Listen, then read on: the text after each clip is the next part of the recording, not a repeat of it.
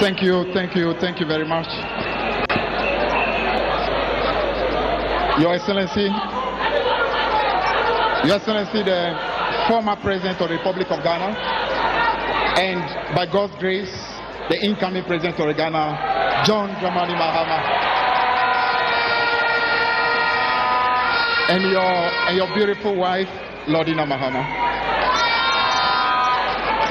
the running mate of the NDC that we are about to adopt to the world, Prof Naana Opoku-Agyemang, acknowledging you.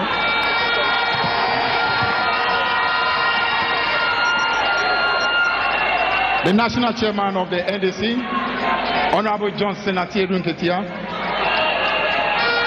the National, Regional, Constituency, and all executives of the NDC gathered here, all the way down to the branches, the minority leader of parliament, all the members of parliament who are gathered here, the chairman of the Council of Elders and all members of the Council of Elders here, the members of the diplomatic corps, Nananom, all women Congress, comrades of the great NDC, fellow countrymen, we want to thank you for the opportunity of coming live to all of you today.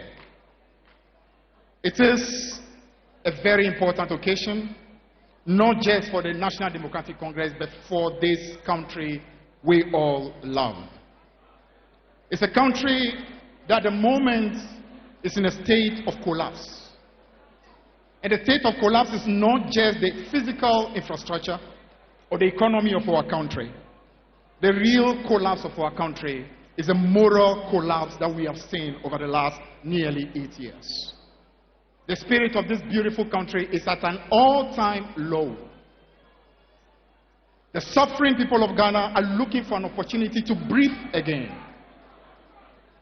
It was not long ago in America we had a case of somebody who died through suffocation. And his final words was, "I can't breathe." The people of Ghana cannot breathe. The level of pain, the suffering, the hardship, the lies, the dishonesty, the corruption simply is choking Ghana to the maximum level. Today is an opportunity for us to adore our running mate, and we believe that she is in a position to support our flag bearer to be able to start bringing a relief and hope to the people of Ghana.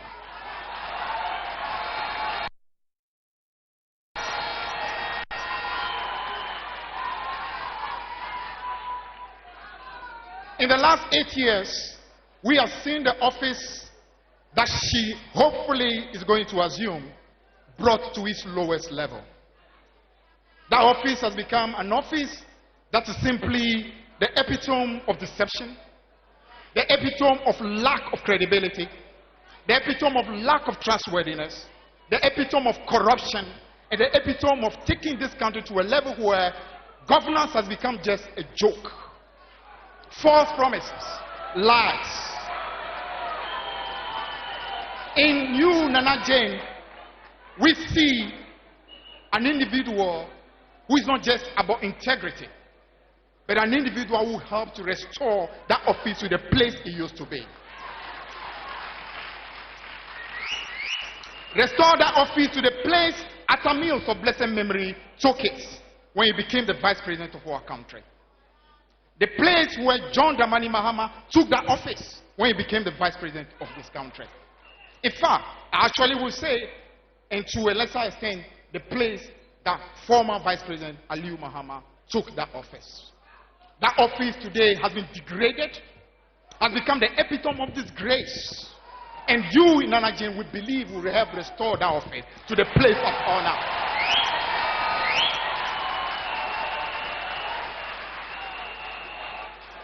We know that your heart is in the right place.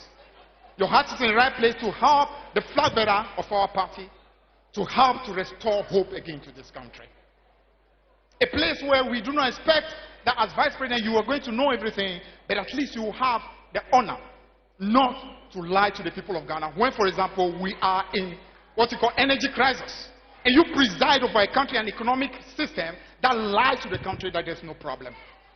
Where there is suffering and you lie to the people of Ghana, there's no suffering, everything is fine. It's just Russia and Ukraine. We believe that you will help restore this office to the place it ought to be. Prof Naana Jane, we wish you well. The people of Ghana look to you in supporting President Mahama. The children of Ghana, the women of Ghana, the totality of Ghana want to see that beautiful office restored to the place it ought to be. We know you will, and we trust that God Almighty will help you on this journey all the way to December 7, where together with John Mahama, we can restore hope again to our country. Thank you, thank you, thank you very much.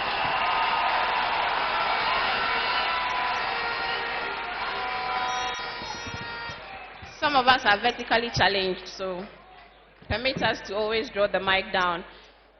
Before I invite the next speaker, quickly let me acknowledge, of course, the presence of the vanguards of the party in governance, the MPs. So please, let's acknowledge the presence of our members of parliament, the parliamentary candidates, incoming, outgoing. We acknowledge your presence and the work you continue to do. Kudos. I would also like to acknowledge the presence of members of the creative arts industry as well as the entertainment industry as well. Your work is very critical. Thank you. And of course, Nime and Naime, I acknowledge your presence. Next, ladies and gentlemen, help me welcome the National Chairman, Chairman General, General 1, the Honorable Johnson Nakedu Nketia.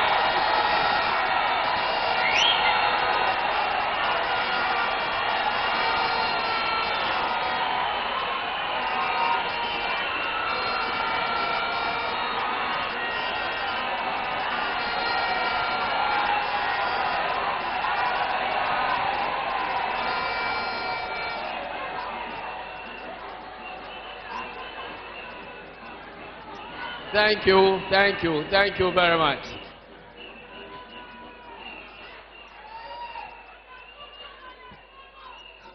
Your Excellencies, in order to save time, permit me to write on the protocols beautifully established by my General Secretary. Let me begin by saying that today marks a very important landmark towards our march toward victory 2024. And on occasions like this, we must assess ourselves and identify the risks ahead of our journey to victory. I don't intend to spoil the mood, but let me say that we are happy that the polls are projecting a massive victory for us, both for President Mahama and for a resounding majority in Parliament in 2025. But I like to caution that polls results alone don't constitute victory for any political party. And we must be aware that our opponents have a lot of money and they are going into the vote market with a lot of looted cash. One of the first major risks that we face is to pretend to compete with them in the game of vote buying. No matter what we do, we cannot mobilize enough resources to be able to compete with them in money politics. And indeed, they will be happy if we move the battle away from principles, from integrity, from honesty and truthfulness to the battle of who pays higher. So I like to caution all of us that don't let us abandon the tool we are more comfortable with and try to pick the tools that MPP is comfortable with. So let's remain a party of honesty, a party of truth, a party of integrity. And that is the only way we can defeat MPP. The second risk I want us to guard against is the risk of complacency. The polls figures tend to create a picture that we have already won. I like to caution everybody that we have not won yet. We are on the way to victory. But let's guard against complacency. Number 3, because we are already convinced that we are there, a lot of people have begun taking positions and fighting over who will be what in the next government. Indeed,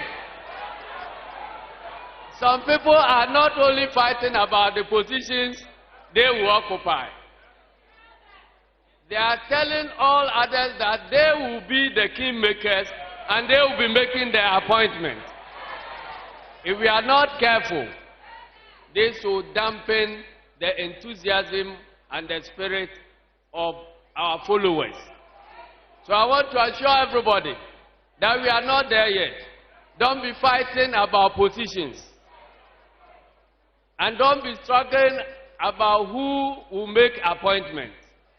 Let us all go for the hunting first, and when we kill the game, we now argue about how to share the meat.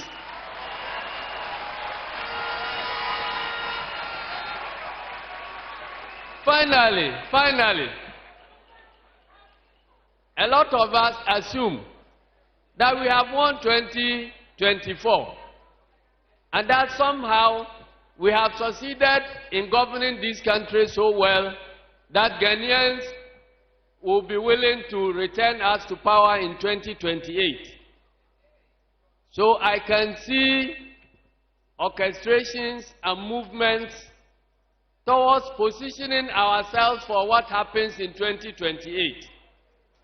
I beg you, the name of our game now is Victory December 2024.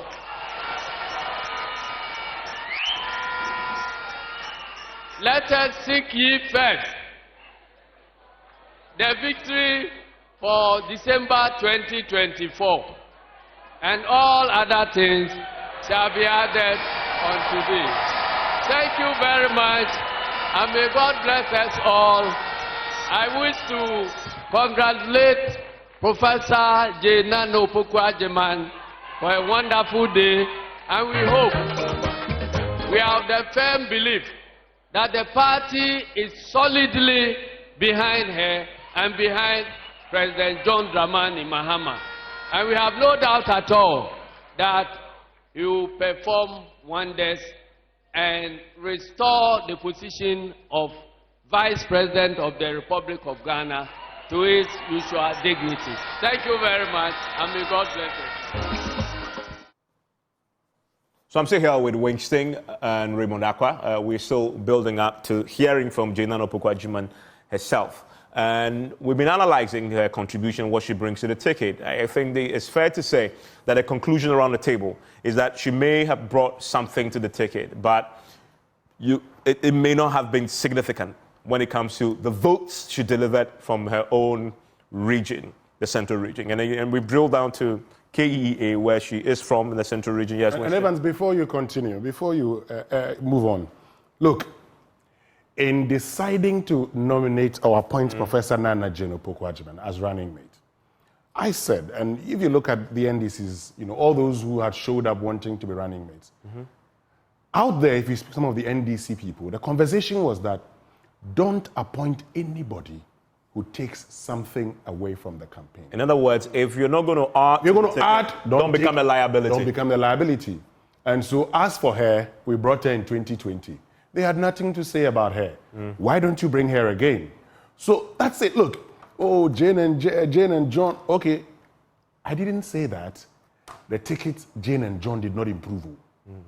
I said that. Yeah. The improvement cannot be attributed solely to Jane in the central region. And I think that's a point that we all agree on. Yeah, I'm saying that.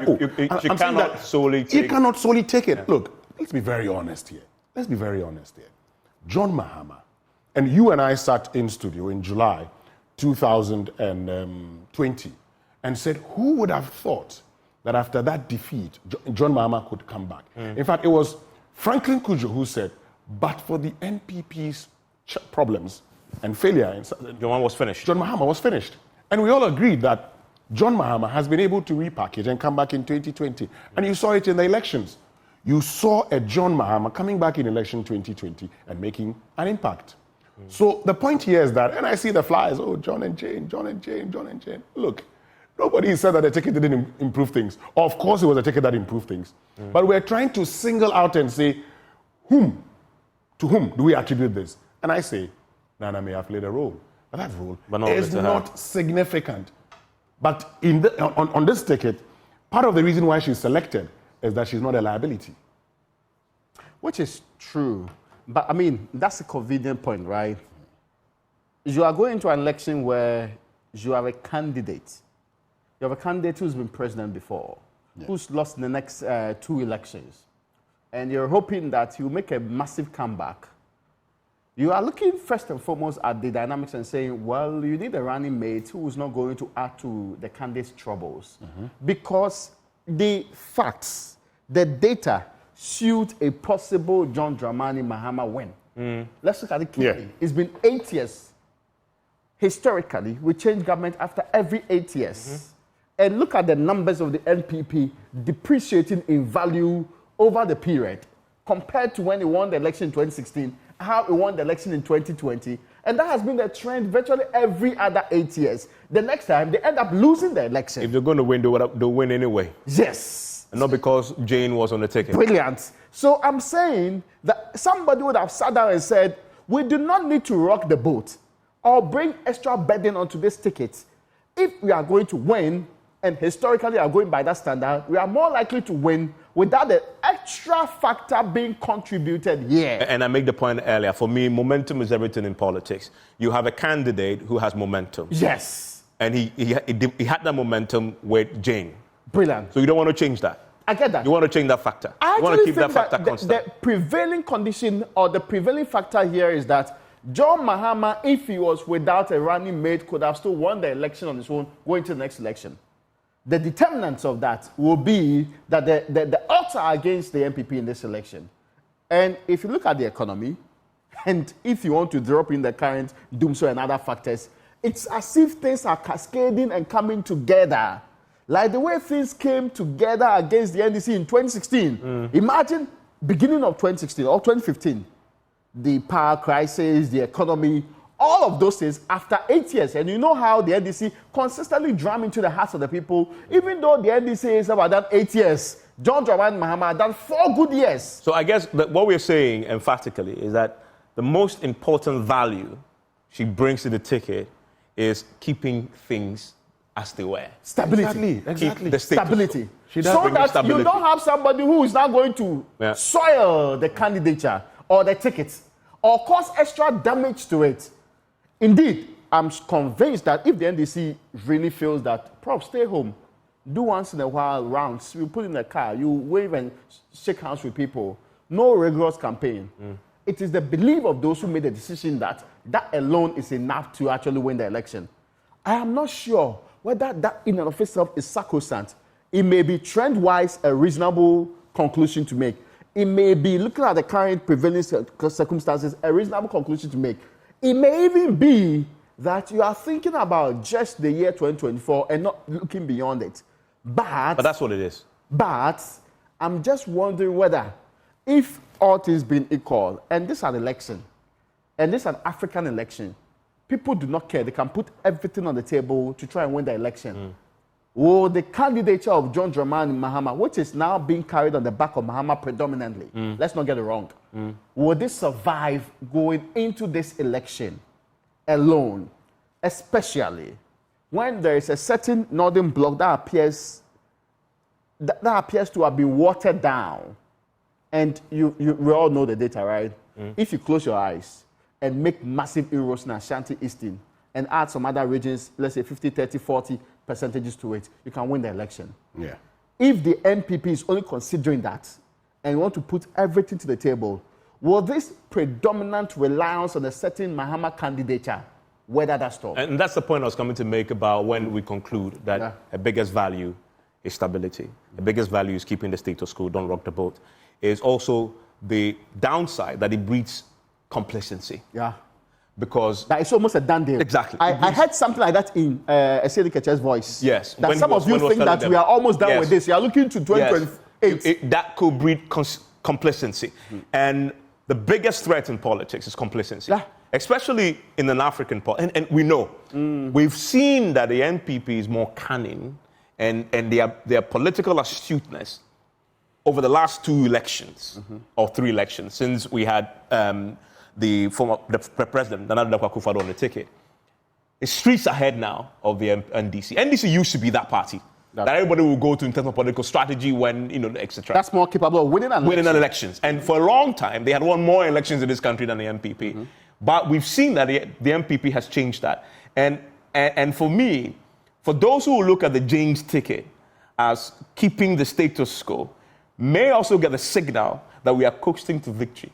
And that is a very dangerous place to be. Yeah, Evans, I mean, while that's a very dangerous place to be, in 2008, the NPP ran a campaign with Akufo-Addo out there. Yeah.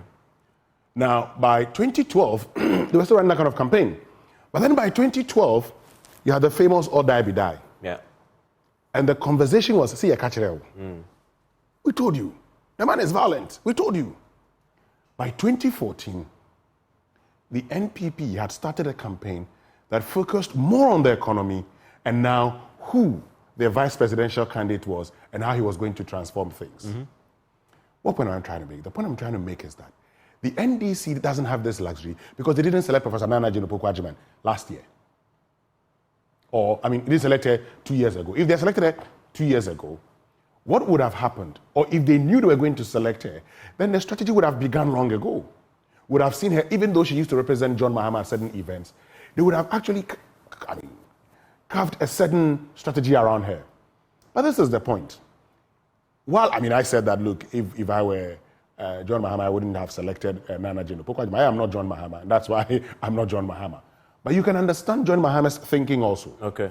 She's coming in. She has no baggage. She doesn't have a scandal behind her. It is John Mahama. And I say this thing, look, if the NDC has done a poor job, they've done a poor job with John Mahama. Because by 2024, we should not be focusing so much on what John Mahama did in government. In 2024, we should be focusing on the ills of this government. But this is what the NPP is beating the NDC to. Whenever you start a conversation, they say the alternative is scary. They said that long ago. The alternative is scary. Hey, so you want to go, listen to the NPP's conversation throughout. Even this Dumso is better than Mahama's Dumso. We know Dumso is better than Mahama's Dumso. But they forget that this same Mahama was the one that fixed a lot of power plants that the government told us that was the cause of our problem. It's this same power plants that today, but because the NDC has not been able to really project their candidate John Mahama, the last thing they want to do is to bring another person who has a scandal. And that is where the good professor comes in. But here, yes, you ask a question. I was going to make a point to what you're saying. There's a setting over reliance of the NDC on the failings of the NPP to win elections. And that is dangerous. It is. Because especially when John Mahama is known quantity. Known quantity. We know what he can do, we know what he's doing, we know his failings, etc. We know that. He himself has said in campaigning this year that he doesn't want to promise too much. In other words, he's telling you the John Mahama you knew in 2020 is the same John Mahama that's going to come. It's not going to change that much. In fact, he's done an interview that is yet to be played with the BBC, and I'm told that in that interview, the interviewer asked him many times, what's new? And he says, well, I'm not going to make new promises because I know the state of the economy and I'm going to come in 2025 to meet a dire economy. So I'm not going to make promises I know I can keep. In other words, he's saying that my message is not going to be exactly new. The person is not new. And then he has a running mate who is also old. When I say old in terms of known quantity. She's also been there. So what is that exciting new factor in the NDC's ticket that will excite the base that is not already sold, that it will not preach to the choir, but bring in fresh voters who will be excited to go and vote? And I thought the running mate position was possibly one area that he could have introduced a new face to introduce that excitement. Because your message is not going to change significantly. But he's making promises. Yeah, but listen to the promises he's making. And tell me if you've had anything in the list of promises made that is groundbreaking and new, apart from 24 hours economy, which, by the way, is not new because it is in the NDPC's commission report that was drafted many, many years back. Under him, it's there in black and white. You know that? Yeah. So it's not new. My point is, he's not offered anything new in terms of messaging. The candidate himself is known quantity. The running mate position was an opportunity to put somebody there who would have excited the ticket. Because you see, they can't win the elections with only their base. Everybody knows. Yes, but you see, right? Evans. So you wanted somebody who is not known but would excite that other base that won't vote for the MPP but want to vote something. Yeah, but if you want somebody who another business, but this is the other point. And he hasn't done it with Jane. No, at least Prof there. You can play around with that kind of thing, But you see, this is the point, Evans. Today is Prof's day. I don't want to mention names, but if we start mentioning names, so apart from Professor Naana Opoku-Agyemang, whom were you expecting that he brings? Okay. Well, say that again. Apart from Naana Opoku-Agyemang, whom were you expecting that John Mahama will make running mate? Well, there are many, many names that we would have thrown out, and we'll do that. And as you see on your screens, the former president we've just been talking about, who is a known quantity we've said, is now about to deliver his own speech. We're going to go live now to the UPSC auditorium. Thank you very much.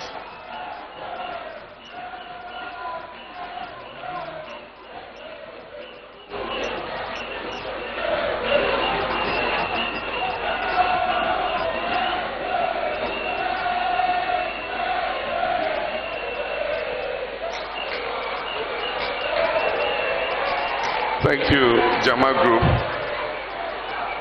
Thank you very much. Let me say that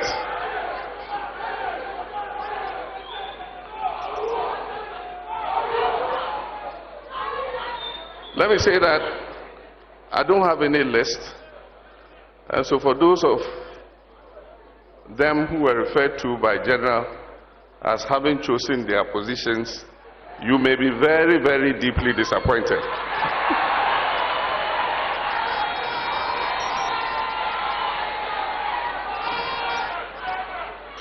But I want to thank you very much and say good evening to you all, my brothers and sisters, my fellow comrades, and all the good people of Ghana. Let me begin by acknowledging our national chairman, Honorable Johnson Asiedu Nketia, our General Secretary, Fifi Fiavi Kwete, the chairman of our Council of Elders, Alhaji Mahama Idrisu, and all members of the Council of Elders, and indeed all members of the NDC family. I wish with respect to acknowledge all distinguished members of our society who are with us today, including our traditional leaders, our traditional rulers, our religious leaders, our students, members of the diplomatic corps, market women, public servants, and indeed Ghanaians of all levels of society. You're all welcome and I acknowledge you. I also acknowledge my siblings and my family. My son Sharaf is here with me this evening.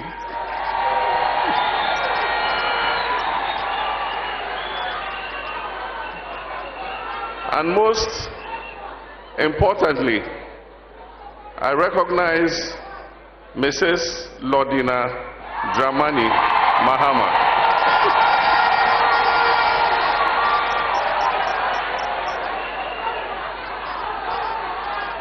My faithful companion, who has stood by my side through all the rough and tumble of Ghanaian politics.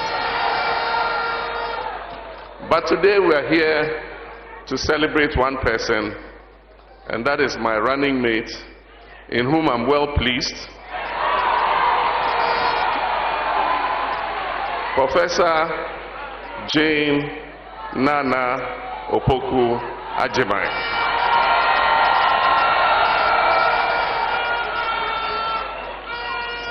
Ladies and gentlemen, I studied history in the university, so I always start with history. History is made up of stories. And as a history student, I've always found an insatiable love for stories.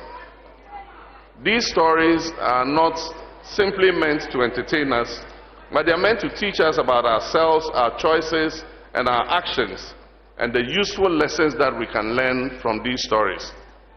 Indeed, the evolution of humankind has been the story of triumph over trials and challenges. And throughout history, civilization after civilization, society after society, humanity has found in its lowest moments within itself a rare but potent dose of inspiration nestled in the illustrious hearts of its best people to turn things around. In adversity, we find opportunity. Ghana is at one such juncture.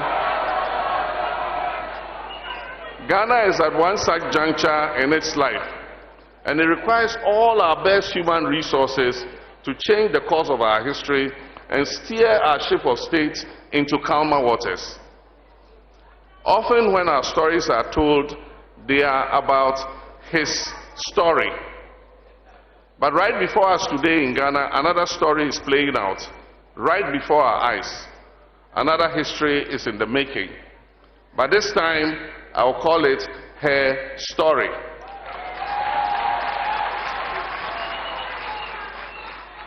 Her story will blend favorably with our past to create what I call our story, which will inform our perspectives, shape our destinies, and determine our democratic journey. Therefore, I stand before you today with a deep sense of humility, a renewed sense of hope to introduce Professor Jane Naana Opoku-Agyemang.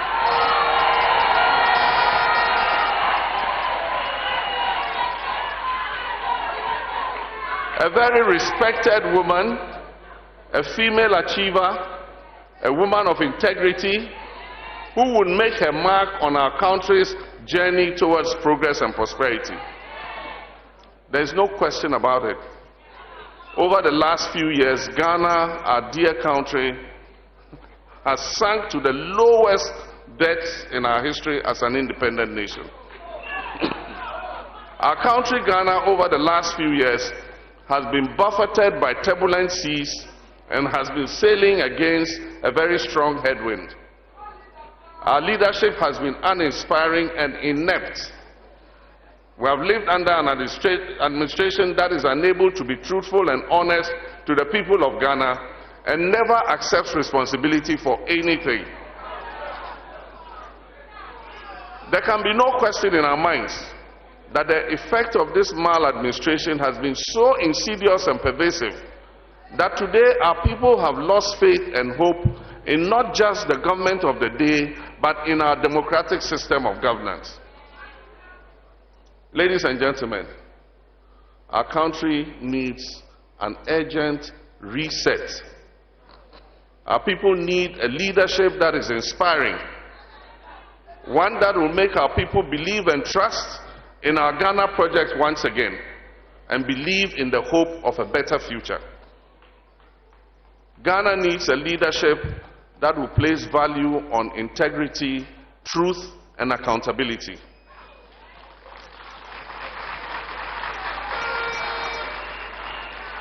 Ghana needs a leadership that will roll up its sleeves and accept responsibility for our current reality and face the present storm stoically and steer the ship of state into safer and calmer waters. Ghana in its present crisis needs leadership that will do things differently, including sacrificing personal comforts to achieve a Ghana of shared prosperity for all of us, not just a few. The next 4 years will be pivotal for our country's destiny. The urgency required to take our country to the height it deserves will be matched by each waking day. If there was any indication of intent to think outside the box, to be innovative and use our best human resources to deliver the Ghana we all want, then it is in my choice of Naana Opoku-Agyemang as my running mate. As my running mate and potential Vice President of Ghana going into the 2024 elections, I do not doubt this, as her globally acclaimed credentials attest to that. Nana Jane is a woman of unquestionable integrity and whose reputation for honesty and ethical behavior is unparalleled. Our late leader, the founder of the National Democratic Congress and the Fourth Republic, President Jerry John Rawlings, acknowledged her integrity when he told her in 2020, "There is no doubt that it is your integrity that has earned you the position as running mate."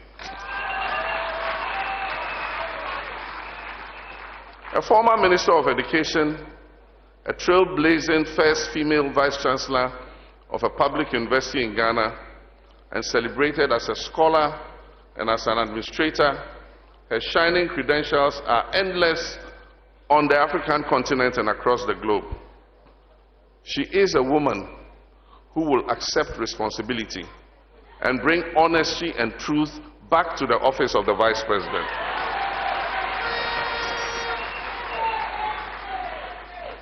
With Nana Jane as my Vice President, Ghana can be assured that an NDC government led by me, President John Dramani Mahama,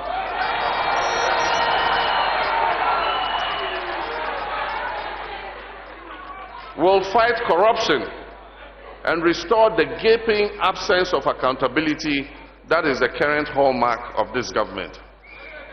We will work tirelessly to ensure transparency, accountability, and justice for all and not just a few. I know Nana Jane is a passionate advocate of the Mahama 24-hour economy policy. She understands the importance of providing equal opportunities for women and young people to thrive in our economy. And as Vice President, she will ensure that women and young people have more access to jobs, helping to create a more inclusive and prosperous society. Beyond our Ghanaian borders, Nana Jane's esteemed reputation precedes her. Major international organizations and allies highly regard her, and she will represent Ghana with dignity and efficiency on the global stage. Her presence will open doors, increase trust for our nation, and secure many benefits with our international partners. But perhaps most importantly, Nana Jane represents the aspirations and dreams of every Ghanaian, especially our female population.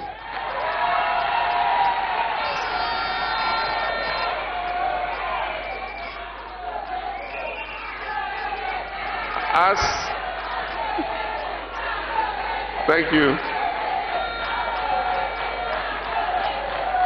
Thank you. Mami Odende. Thank you very much. As my second in command, Thank you. Thank you. As my second in command, she will break the glass ceiling that has held our women down.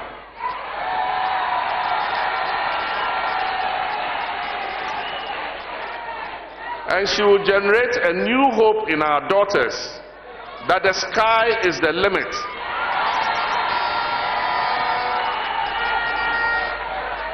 And that they can also aspire to occupy the highest offices of the land. If we are to build the Ghana we want together, then Jane Nana Opoku-Agyemang is truly the vice president Ghana is looking for.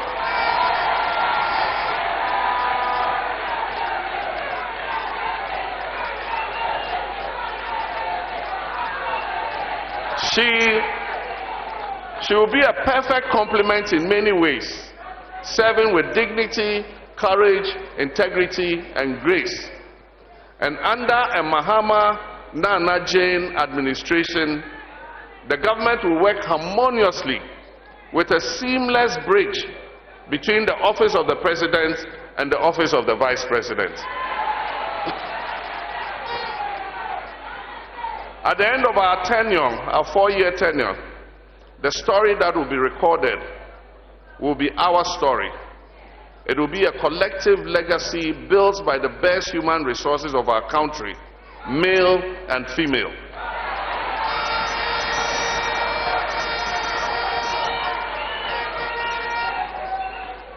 Nana brings a depth of knowledge and a legacy of leadership to our ticket. I worked with her as my education minister, and again as my running mate. I've enjoyed a great working relationship with her, one that is based on mutual respect for each other and her deep sense of loyalty.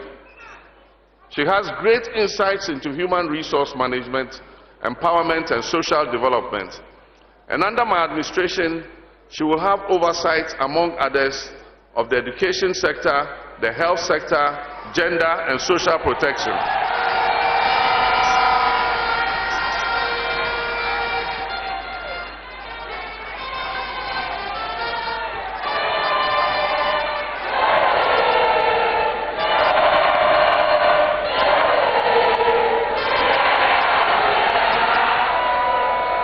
Thank you.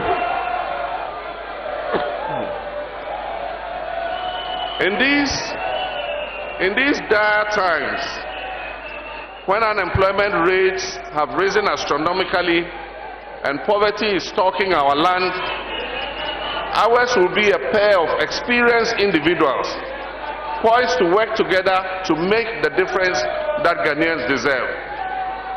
Distinguished ladies and gentlemen, comrades, my brothers and sisters, I'm happy to present to you my running mates, and by the grace of God and the votes of you, my fellow citizens, I'm happy to present Ghana's next Vice President,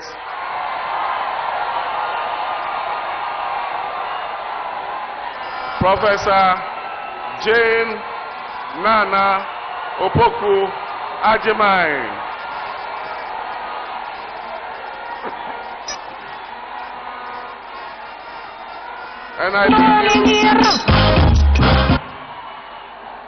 And I leave you with this quotation from the Bible, and it's Romans 8, verse 31. And it says, if God be for us, who can be against us? Amen, and I thank you for your kind attention.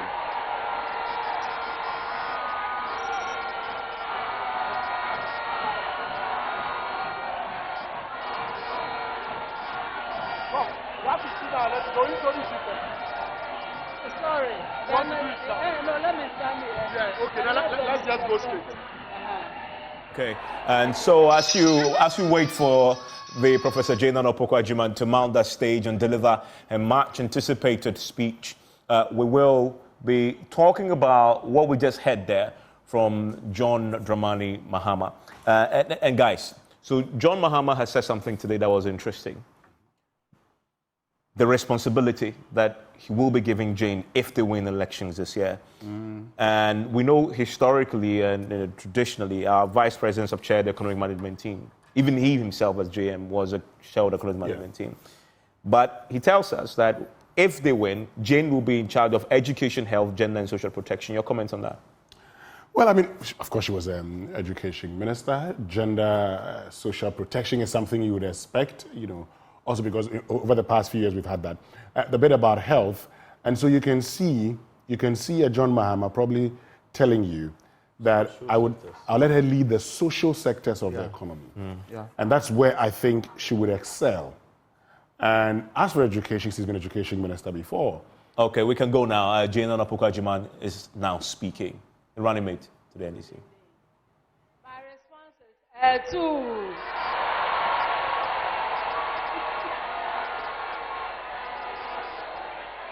Thank you again and again. Thank you so much. Our respected party leader and flag bearer, Your Excellency John Dramani Mahama, the next president of our beloved republic. Your Excellency Lordina Mahama, members of the diplomatic corps, Nime, Name, Nananom, Togbio, Mamao, our national chairman, the general secretary, the entire leadership, from the national through the regional constituency to the wards and branches,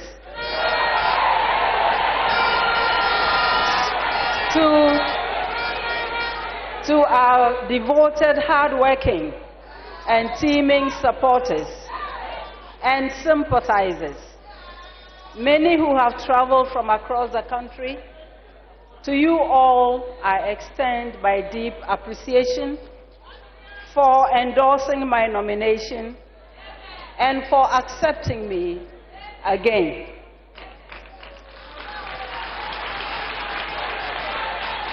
To my family, colleagues and friends, all those who have sent me volumes of moving letters and voice and written notes and songs and prayers of support since my nomination, please accept my undying gratitude. My plea is for all of us, bound by a shared vision to see our country take a turn for the better towards realizing that vision. I know you can, and I know you will. Your Excellency, Ayebida, President Mahama, please allow me to address you directly. As I stated in my brief acceptance note on March 7th, 2024, by renominating me, you have demonstrated your remarkable consistency and unwavering commitment to inclusivity and innovation.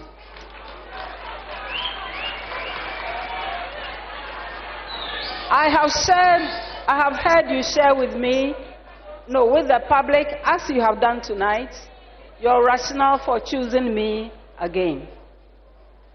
I find this very, very touching. Thank you very much. As the Gonjas express it with meaning, Ansan Kushun.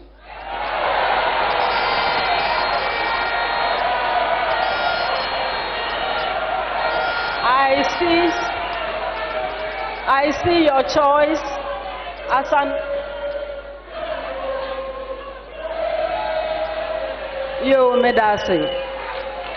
I see your choice as an affirmation of your belief in the capabilities of the Ghanaian woman. I will repay your abiding confidence with loyalty, with understanding and a devotion to duty. My output going forward by the grace of God will continue to demonstrate what the world knows already, that women are also capable of high achievements,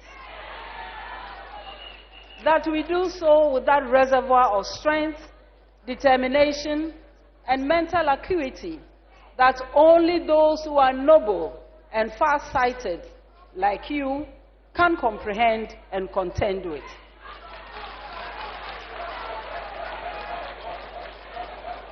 I will share in our collective successes and share responsibility for our setbacks, if any. And at the time of reckoning, Your Excellency John Dramani Mahama, I will not, in the advancement of self-serving ambition, declare to the whole world that I was only the driver's mate.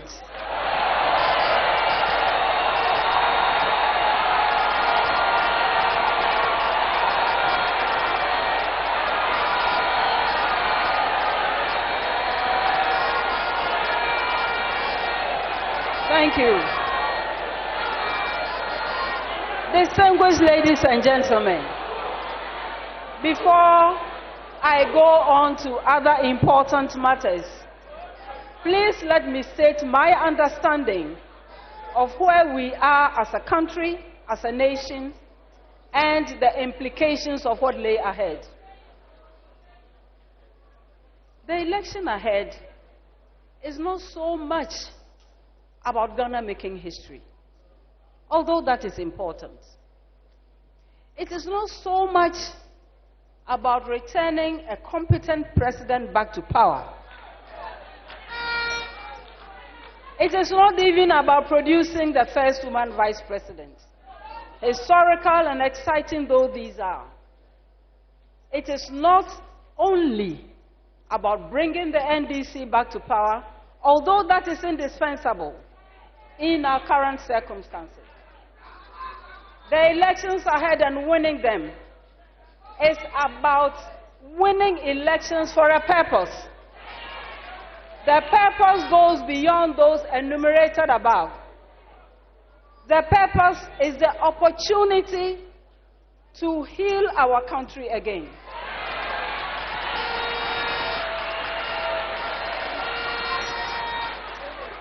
It is about the opportunity to pull Ghana back from the precipice of destruction, of normalizing corruption, of incomprehensive greed, from deep despair. The election ahead and winning it for our party is about hard work and abiding sacrifice. It is to embrace everyone in building a Ghana that functions again. It is to work towards a Ghana where citizens have confidence and hope and are determined to regain their independence of thought and of agenda. We must work towards a Ghana that at the very least can feed itself. We know we can.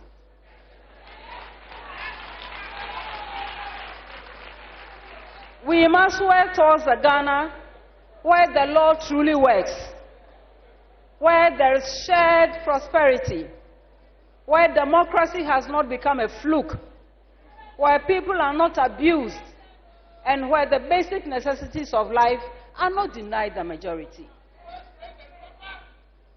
It is a chance to work hard towards building a country where citizens do not feel disrespected or intimidated or ignored because of the way they vote or the language they speak.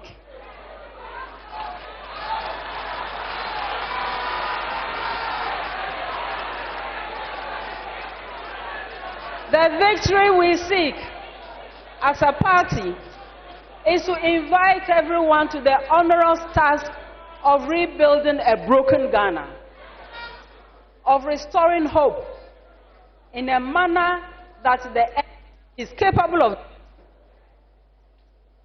and evidenced by its history and achievements, especially the recent ones under His Excellency John Dramani Mahama. My brothers and sisters, we are not in ordinary times. This is not news. Some of us have been around for a while and have experienced the to and fro of politics in Ghana.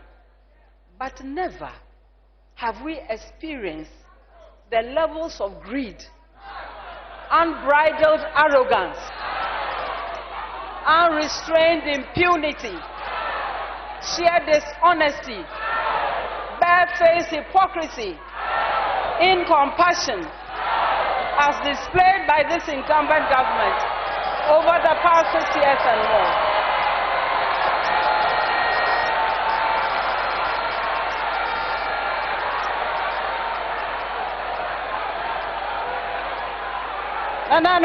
Distinguished ladies and gentlemen, the task ahead is formidable, much more than it was 4 years ago.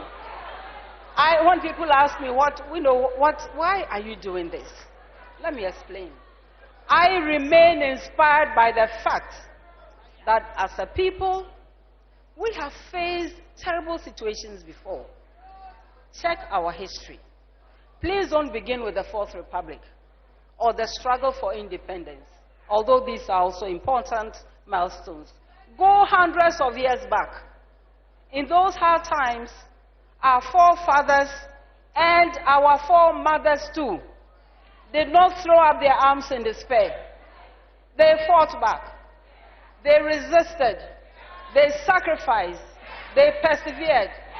They brought back hope when there was none.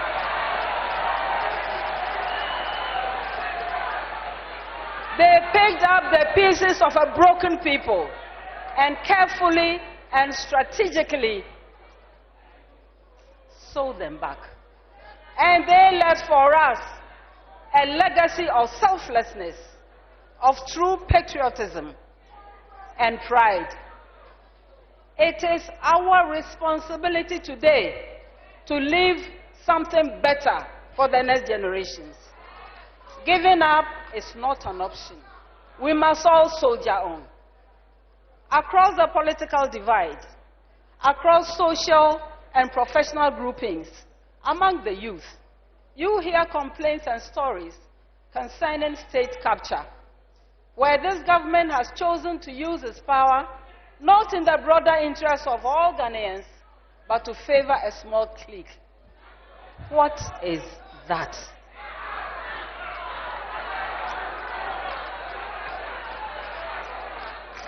John and I have agreed that whoever has participated in the plunder of the state must be held accountable.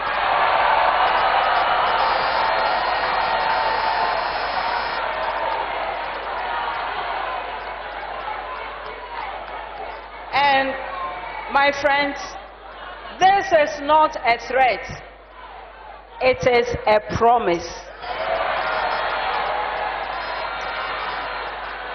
It is a promise which is premised on the wishes of our citizens across the political divide, and it is hinged on the principle of accountability. Let us face the facts. Today, what do we hear? It's the promotion of ethnocentric elitism, which is masquerading as intellectualism.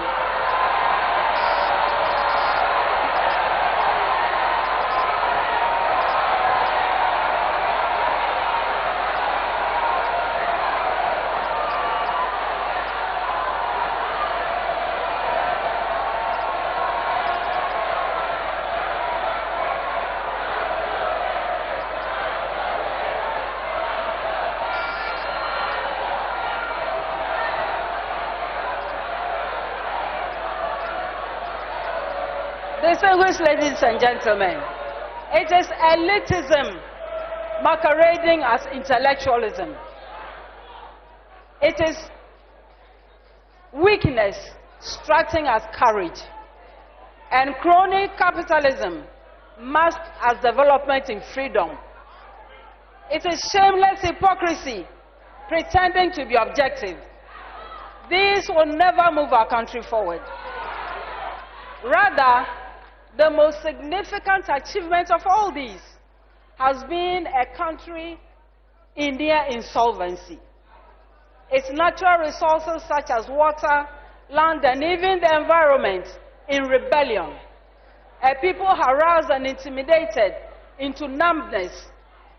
And as some will say cynically, some of us also bribed into silence. I envisage a report on the administration of His Excellency John Dramani Mahama on the ticket of the NDC in his reign 2013 to early 2017. And I bet that the report will have no reference to the following: a multi-million dugout. I don't know about you, but the image I get looking at that hole is a trench in utter shock that anyone could believe it was intended as a Thanksgiving gift to the Almighty, invisible, God only wise. You will not find in his record a free SHS at war. The battle fought on the grounds of food, shelter, space, even calendar, teaching and learning materials, or those who spend a couple of weeks in school and many months at home just idling by. You will not find past questions instead of textbooks and science equipment. You will not find an atmosphere that suppresses learning. You will not find free water and electricity to a few that has turned out to be most expensive for everyone. Such a report will not find COVID money shared for partisan political campaign purposes. And all of this done when people were dying and they needed just a little bit of help. You will not find in his term an Ejapa-like manifesto.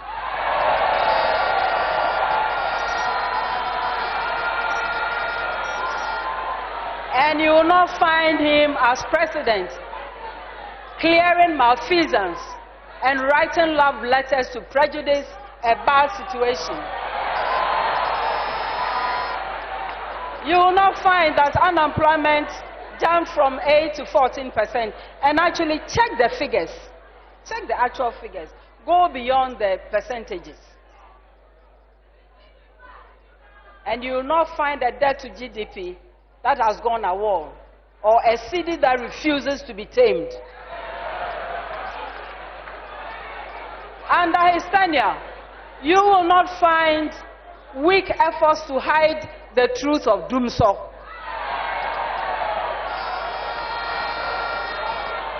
The reports will not include scandals surrounding the PDS, Australian visa, Keldon JVG, Boss contaminated fuel, excavations, and Aboboya tricycles that can fly faster than Nkonfem.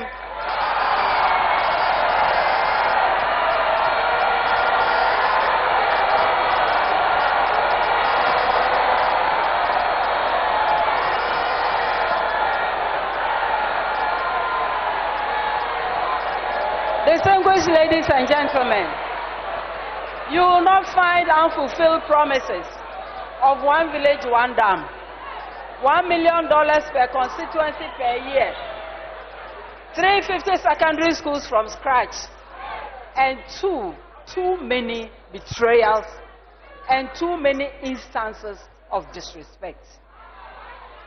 You will not find in his time a tracker too embarrassed and gone into hiding because it is too afraid to expose its plagiarized content.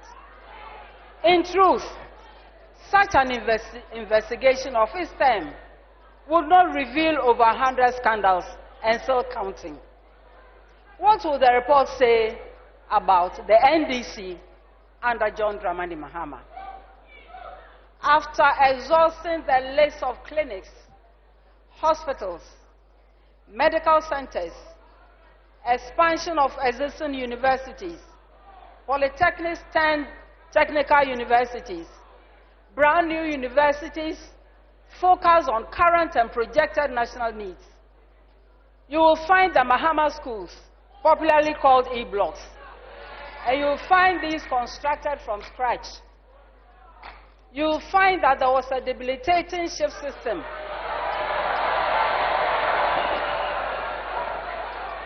And that it was painstakingly and effectively abolished.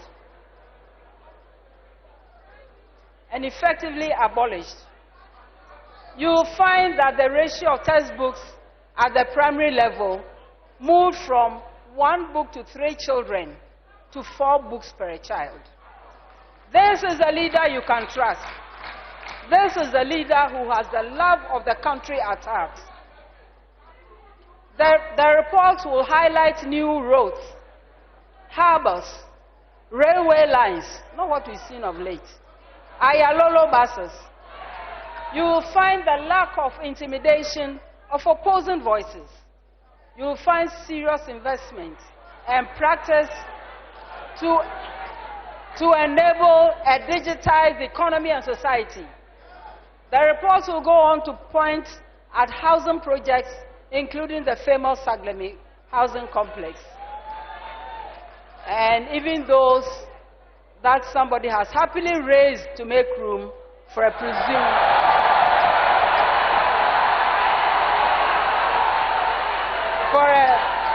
presumed cathedral.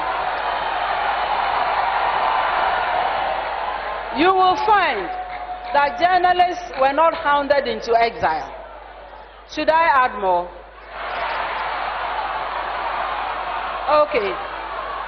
The report will find that once upon some years ago, the blame for power outages was placed at the doorstep of the President and the Minister for Energy.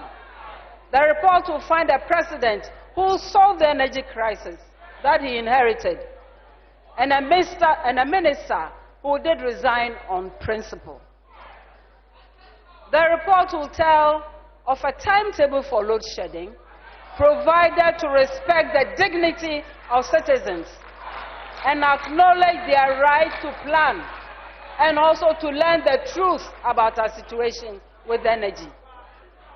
The report will contrast the existing arrogance in leadership with that of the respectful JDM, who builds the children and youth by offering lasting skills, quality education, serious adaptable training, who opens up the economy to create more space for jobs and self-actualization.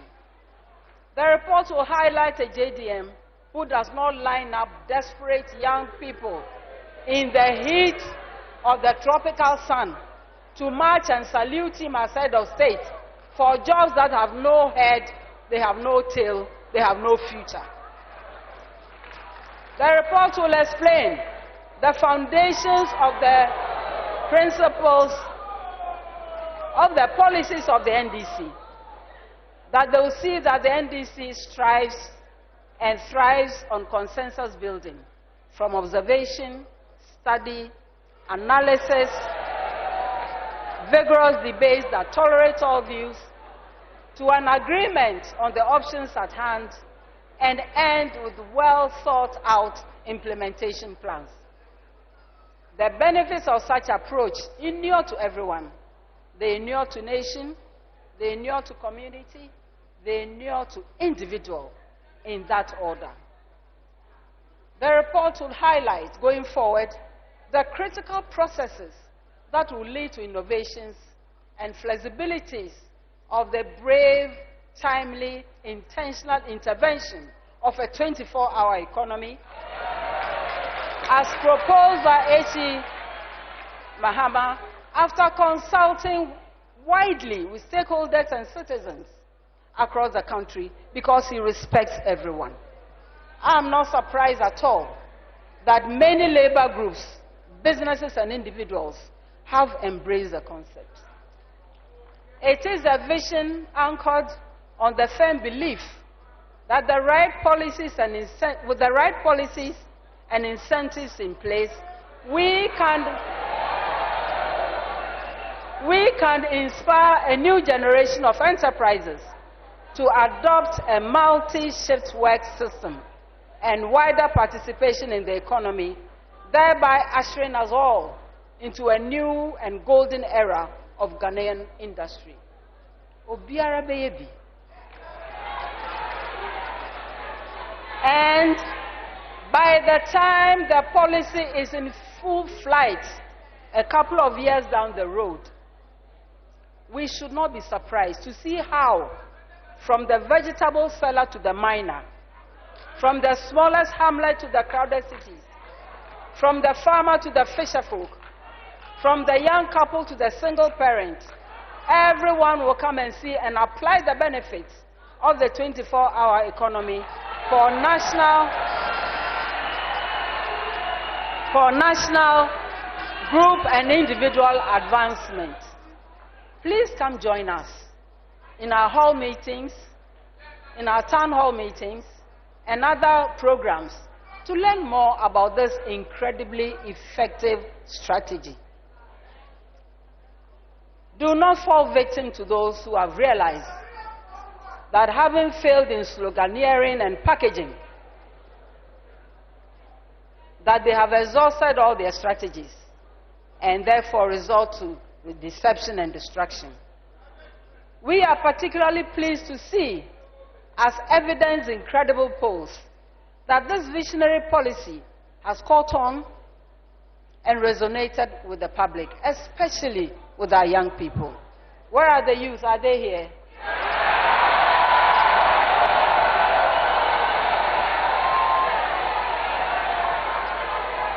The policy is for you, so please come and learn more about it. I know for a fact that the nation builder, John Mahama, who is not an economist, will deliver this economic model. He thinks through what he does. He thinks through what he says. He considers advice. He is confident enough to amend his views when confronted by working alternatives. He does not rush with decisions that have serious effects on the lives of others. John Mahama does not shoot from the hip. A 24-hour economy.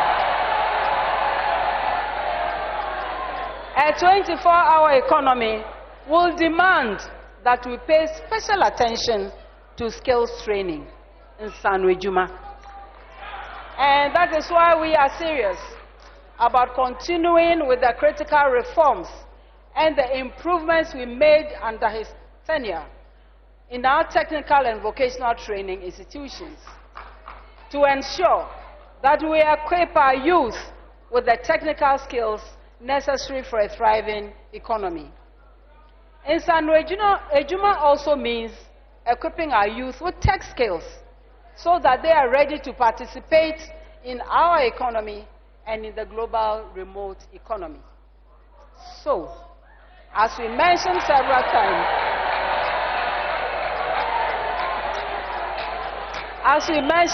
times, during the 2020 campaign, we intend to implement the 1 million coders program, which sets an ambitious but attainable goal to train over 1 million of our youth in coding, data science, and other tech fields. The potential for this pool of young people to contribute to Ghana's GDP is enormous, and inshallah, it shall happen.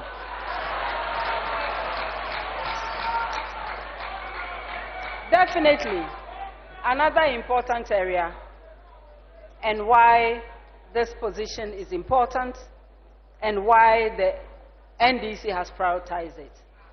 We will pay special attention to issues and challenges faced by women in all walks of life. Oh, the women are not happy.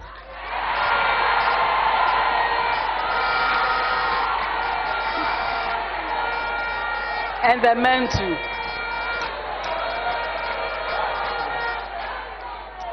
This is part of the reason we propose extended maternity leave, in line with one of His Excellency President Mahama's 2020 election promises. And in the 2024 manifesto, the flexibility offered within the context of a 24-hour economy must hold special attention for women, for obvious reasons. Maybe we should meet and have a long discussion on that one. Women entrepreneurs must have access to capital for the entire sector to boost their businesses.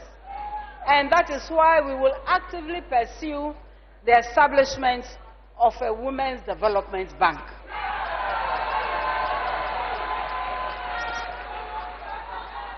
To primarily nurture and grow women-owned, women-led businesses. Women must become millionaires too, shouldn't we? We must become millionaires too through hard work, as our men do. We do not need hands out. We need hands up. Women of Ghana are capable of managing that bank 100%.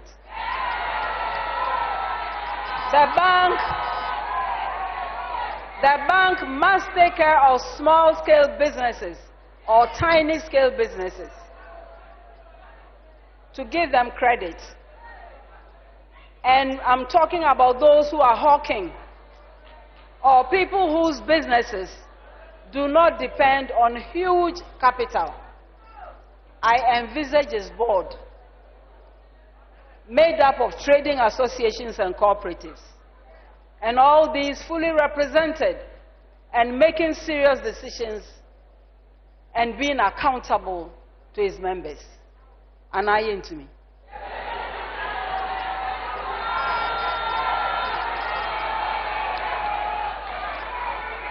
Hello, Wanye. And the world knows what we do with our resources when women prosper. We hardly leave our children behind. We hardly leave the wider families, including the men, behind. There is better stability at home. There's better peace at home. Most will demand less chop money, so the dad should clap for us.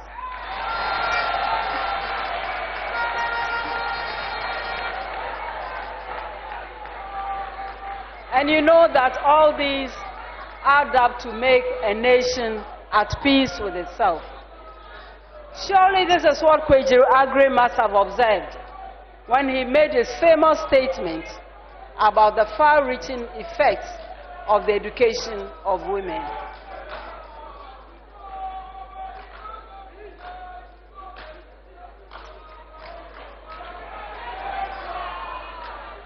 Thank you very, very much.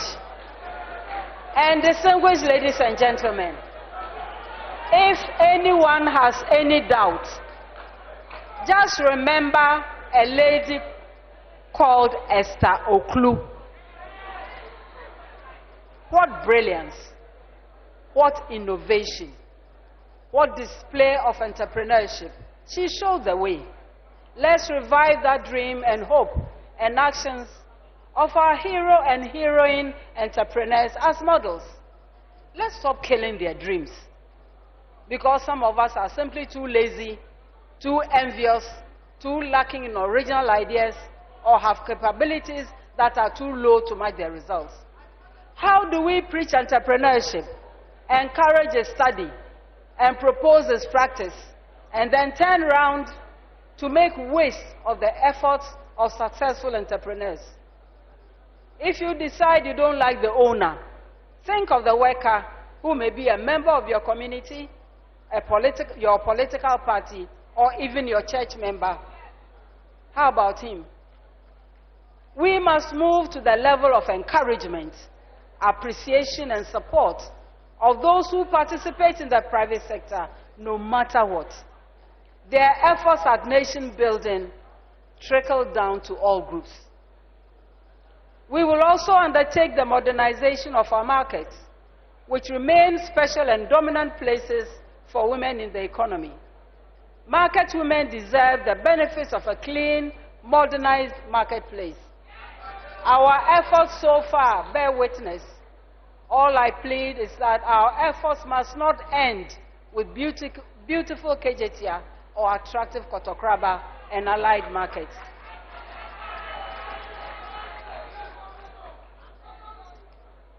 My fellow Ghanaians, please, let us just be mindful and show some respect to our citizens. So the lights are not stable. And because somebody has not told us that it is doomsday, it means there is no doomsday. So the Electoral Commission is struggling to defend its credibility.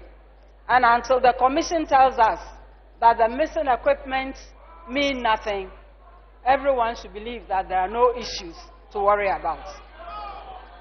How did disrespect get so high? Actions that impoverish and disenfranchise do not necessarily translate into feeble-mindedness in people who are angry, in people who are hungry, and in people who are oppressed. On the contrary, again, check the details in our history. Electoral Commission, I address you directly.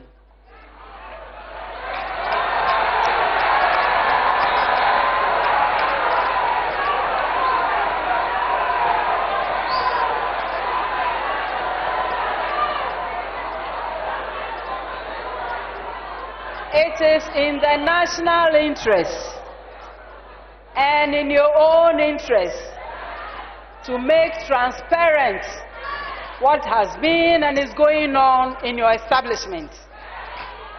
The truth will not be suppressed. You cannot be so independent as to disregard the people who validate your existence. It does not happen anywhere. Easy. A word to the wise is in Asen North.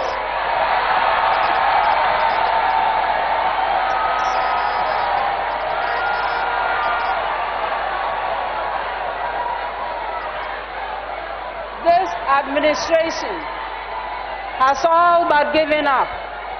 Whereas they will not consult, they will not engage, they will not review.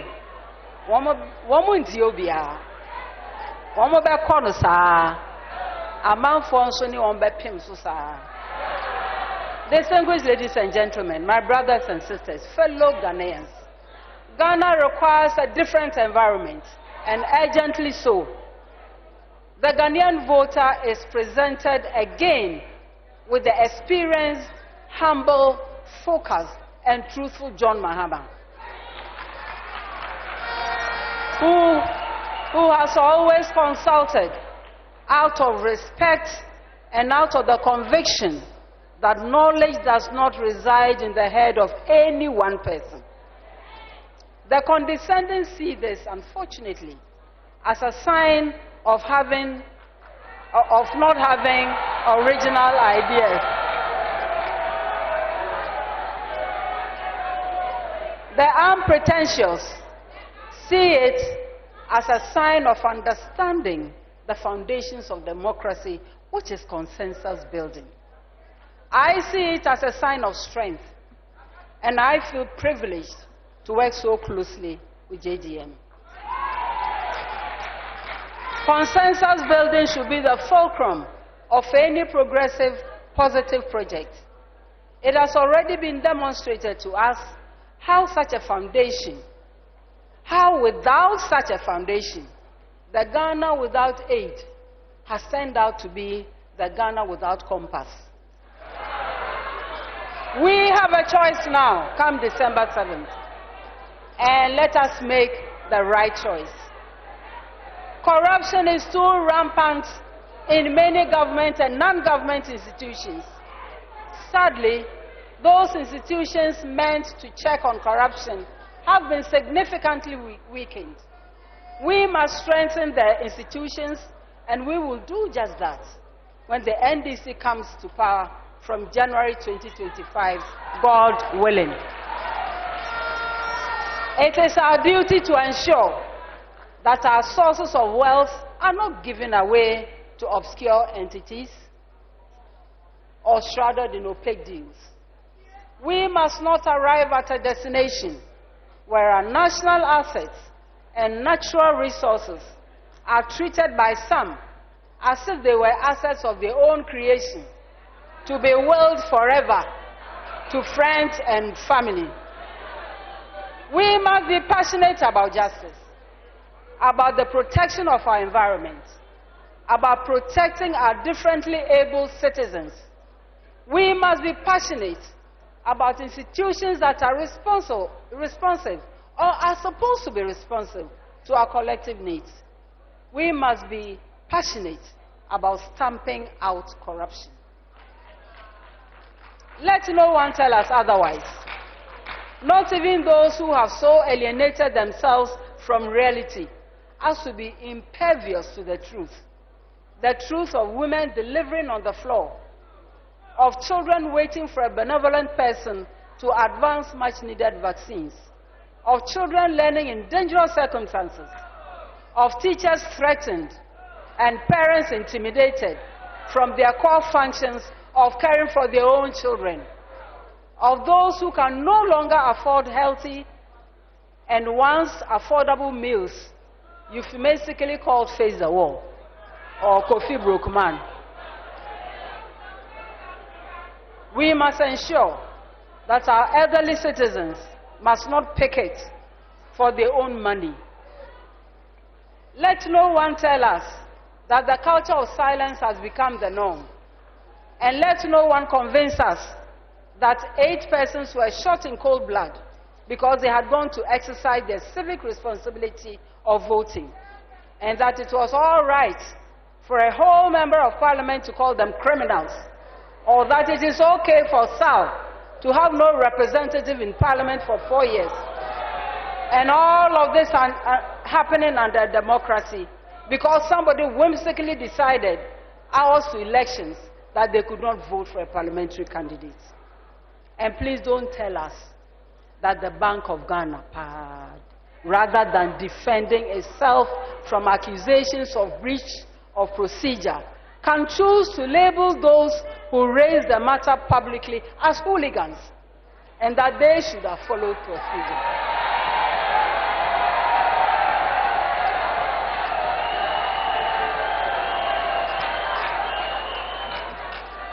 And at the time of accounting to the people, let no one pretend that they have more human rights than those they have consciously disenfranchised and those to whom justice has been shamefully denied.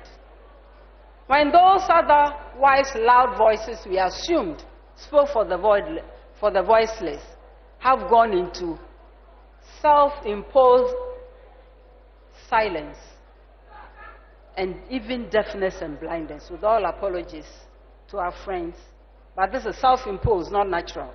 Should we honestly be surprised at the high levels of cynicism, if not downright mistrust of our leaders? Are we surprised that we have our youth in despair? Distinguished ladies and gentlemen, our country is not sitting pretty. Things have gravely deteriorated. We agree to that. It is high time we came together to do the hard work, to build again, regardless how daunting. All is not lost. Our beloved country can rise again.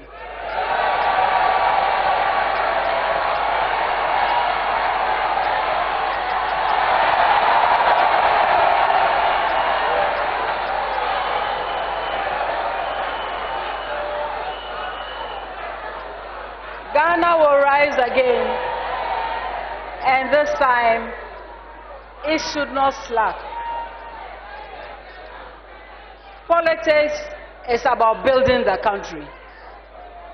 It is not about insults or filthy language. Politics is not about disrespect or fear. It is not about violence or greed. It is not about abuse of power or hypocrisy. Politics is about fighting injustice, hunger. It's about fighting hopelessness arrogance, selfishness, unbridled greed, corruption, state capture, disrespect of fellow human beings. And in this fight, we don't need private armies, we don't need mercenaries, we don't need destructive ammunition, or in Ghanaian parlance, by heart talk, or wanton ruining of other people's hard-earned reputations. That is not politics. What I've enumerated is jealousy hoisted on cowardice. We need the armor of principles, selflessness, sacrifice, and all these rooted firmly in the service of those who give us the power. Politics is to imagine a better community, a better constituency, a better region, a better country. All of us building the Ghana we want together. The time for us to rise as a nation is now. Let us walk and work towards a victorious election that goes beyond political triumph. The triumph must work towards a transformed Ghana, where merit counts, where equity is paramount, where opportunity is not a privilege, where justice is just, where our sons and daughters can aspire to any height without the fetters of bias or limitation. To everyone who has lost hope, our youth as a collective, especially our indispensable constituencies made up of young people, especially the women and the girls, the professionals who are at work, those who remain unemployed, our friends in the media, wherever you are and whatever you do, whether you are driving, you are a food processor, chop bar operator, factory worker, market woman, worker,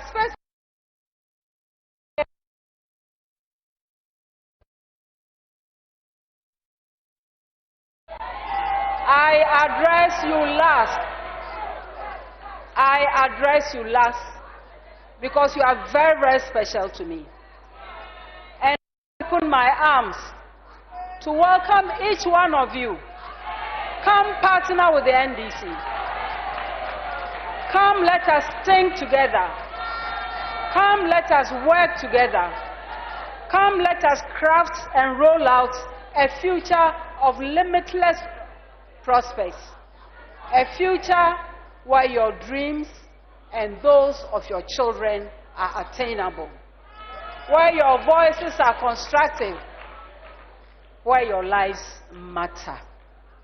This moment is for you.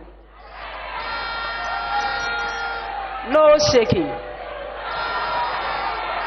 I thank you for your kind attention. May God bless you.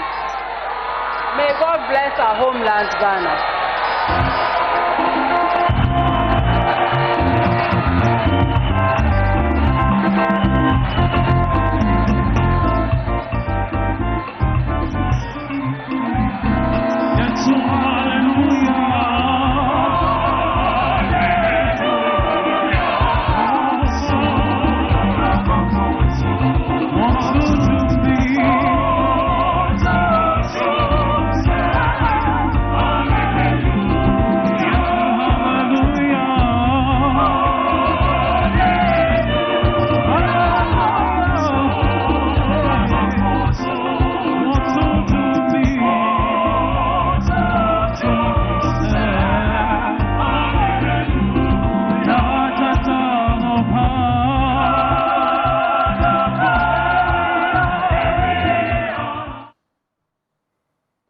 That there is the running mate to John Dramani Mahama, Professor Naana Opoku-Agyemang, delivering a much anticipated address to the gathering there at the UPSA. And there is a lot to unpack from what we've just heard there from her. And let's begin to do that. And we're wrapping up pretty shortly. And we'll be getting a bit more reactions from the ground once we get to talk to people, everybody beginning to digest what she said. Your impressions? I'm impressed. First, I must say, because this isn't what we expected from her. We had all talked about what she was going to say, what she was going to bring on board. But, you saw Professor Naana Opoku-Agyemang coming out there and making some of the points that you haven't heard the NDC make in a very long time. She comes in there talking about the report of John Dramani Mahama between 2013 and 2017. And of course you would expect people to talk about the good things of their government, and she does it so well. Also because of, her own background, a professor of literature and English, So she does it very well, very, very well. She talks about the current challenges, and these are things that, if you are running mate and if you ever had any issue about what she could bring on board, it means that giving the right opportunities, giving the right platforms, she could actually create conversations on her own about what the NDC stands for and what they can bring. At a point in time, it dragged a little bit, and so you could see that a lot of people may not have been, some of the people were just listening to bits and pieces, and when she would ask them a question, then they come in the club. Of course, there's something that would happen. But on the whole, I think that I'd say that she's done well with this, outdooring speech that she just gave. It dragged at a point in time, but hey. Yeah, Raymond. She's now jumping into it. She's now building. She's now coming out. This is a burgeoning period for the politician, Professor Naana Opoku-Agyemang.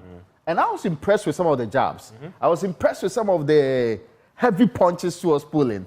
She's ready for the politics. I hope this is a signal of that, because we spent more than an hour saying that she's done politics in a way that really did not make the impact we were all expecting. It is pretty obvious from this speech there is something new she's pushing this time around. Which is what? She's not going to be a lame duck or sit back person. She's going to be hitting hard. She's going to be attacking. She's going to be bringing the issues to the front. Some of the interesting issues the agenda will get responses from the people. Given the opportunity, she'll be out there striking again. And that is what many had wanted to see her do. If it's not going to be that you command a certain group of people, at least for now, she really said some of the things that people wanted to hear. She said the departures that this government will be from what the government has done in times past. And it was also interesting the areas that President John Dramani Mahama, ex-president, stated that she was going to deal with. She took them one by one, if you checked it, and deliberately went into those areas, from the cathedral, from the health issues, straight to the education matters, and also start with what is wrong with governance now. Disrespect for people, power crisis. She encapsulated many of the issues in a speech that is not predominantly boring like she's been known to deliver in times past. That is what made me excited that at least this is the beginning of a new candidate. What we've been talking about, the coming out of a politician, out of the shells or out of the entanglement that she has been in previously. I am hoping that this will be the beginning of a new candidate, a candidate that people will believe is doing the politics, is going to push hard, because nobody can dismiss the fact that if she is really adding on to the John Mahama candidature, it really is going to be better. Rather than sit back, be lame duck, deliver one or two paper-like lectures in corners, or do the small speeches. This is what she should be continuing. This is akin to the Bamia 2014 kind of lecture. You get the point, right? I'm proposing solutions. Aren't you comparing her now to something that was unprecedented at the time? You're elevating this. No, I'm saying that Bamia 2014 was on fire. Bamia wowed people with the speech, with diagnosing the problem at the time and the things, and it was predominantly economic. But this one, poor President Mahama set the stage for her. I get it, but you're making a comparison here between I'm saying that, this speech yes, and Bamia 2014. No, I'm saying aren't you lifting her on too high a pedestal? Not at all. In all fairness, just on the back of in all fairness, every Ghanaian could do the diagnosis that Dr. Bamia did. The issues to do with inflation, the issues to do with exchange rate, they were not new economics. They were not extraordinary economics. It just has somebody who had to say it at the time. That is why when Professor Kosibotwe had the opportunity, he said, I'm not disagreeing with that because it is known politics. It is the person who will say the thing with the words and the punch that's required. And I think that's what she delivered today. And Winston, hopefully she continues. That comparison there between Jane and Bawumia in 2014. Well, I mean, first of all, it must be stated that these are two different personalities. Yeah. And so, you know, Dr. Bawumia by 2014 had mastered the art. Yeah. Okay. Professor Naana Opoku-Agyemang has her own way of speaking. Okay. And, you know, at a point you could feel the classroom in her. I'm not sure that whoever may have written the speech, you also would write a speech that would suit her. And so that's something that should be used to. And so Raymond and I were having a conversation, and Raymond was asking, what is he trying to say? And I said, well, she's talking about a hole. The hole is the cathedral. It's out there, okay? Yeah, the words to... Yes, you know, so, these are things, look, this is it. And I don't want to interrupt you, but I like the promotion of ethnocentric elitism masquerading as intellectualism. Well, and what does that mean? It means that the presumption where some people feel merely because you are from a grouping, yeah, and they have a couple of I asked that question because when she said that, we were all here laughing. We say... And we're making the point. And that's the next big question. Remember the university engagement when we say, bravo, it is second taste. Did she appeal to the base of the party? Oh. NDC, it's a fair question. NDC is known, they pride themselves as a mass party. That core base there, that sort of language, did that appeal to that group of people? I'm sure. If you wanted to galvanize the base. I'm sure there's a time she will speak to the understanding of whichever grouping she meets later on. But this one today. This one actually speaks. See, let me tell you something. You can ask a lot of people who may not understand this, but they'll repeat them to you. And all they care about is that Otebrofo. So as for political party base, how to govern them is very simple. People actually say, so what's about Otebrofo? So what's with Nimadie? And so as for how, you know, and they received the loudest chair. I'll tell you something. The loudest chair. You're wondering, what really did they understand by that? Yeah, but, you know, I'll tell you something. You know, in a lot of discussions these days, when some people do, they say, oh, Charlie, and I don't do a cabra of woe. And bro, for that, but that's just to say that, you know, people actually take these things. But look, she has done what a lot of NDC politicians have not been able to do. Look, the things she said today. Go boldly taking on. And check, even John Mahama. Some of them he has not said. Has not taken the NPP on in this frontal manner as she has done. I am not going to say, and I mean, I'm going to credit her because all of us know that anybody who presents a speech has somebody researching and providing information. But the person who presents the speech, the person that we credit the person for presenting that speech. We have credited Dr. Bawumia for the 2014 speech. So I'm not going to depart and say that her speech writers did well. I'm going to say she has done very well. If the NDC is going to continue like this, then election 2024 will be a very nice election. So obviously, first time I've seen her remove the gloves. Yeah. She went in there punch for punch and in essence saying, I will not pull any of those punches. I'm going to go all out. And she went everywhere with this.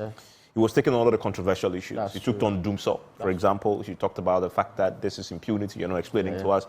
She even attacked Bawumia subtly, right?